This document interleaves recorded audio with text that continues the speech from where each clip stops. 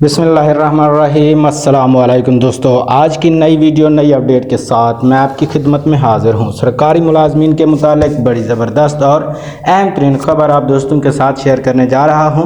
जैसा कि आप जानते हैं, सरकारी मुलाजमीन की तनख्वाहों में 25% इजाफ़ा और 20% इजाफे का ऐलान किया गया था, लेकिन एक सूबे ने सरकारी मुलाजमीन को ये 25 और 20% इजाफ़ा नहीं दिया था, तो उसी हवाले से बहस चल रही थी। तो अब आज मैं आपको इसकी बड़ी खुशखबरी देने जा रहा हूं। लेकिन उससे पहले अगर आप लोग हमारे चैनल पर नए हैं तो हमारे चैनल को ज़रूर सब्सक्राइब करें और साथ में बेल आइकन्स को भी ज़रूर प्रेस करें, ताकि सरकारी मुलाजमीन के मुताल्लिक जो भी नई से नई और अहम अपडेट आती है वो आप दोस्तों तक जल्द से जल्द पहुँचती रहे।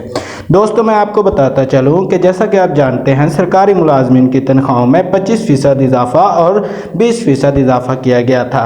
ये 25% इजाफा जो है ग्रेड 1 से 16 तक किया गया था और 20% इजाफा जो है 17 से ऊपर वाले तमाम कैडेट्स के लिए किया गया था।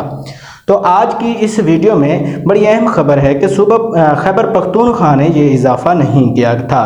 तो आज हम आपको बड़ी खबर देने वाले हैं कि सूबा खैबर पख्तूनख्वा की तरफ से भी आज 23 जुलाई को ये नोटिफिकेशन जारी कर दिया गया है कि ग्रेड 1 से 16 तक के मुलाजमीन की तनख्वाहों में 25% इजाफा किया जाएगा और 17 से ऊपर वाले जितना भी हैं उनकी तनख्वाहों में 20% इजाफा किया जाएगा।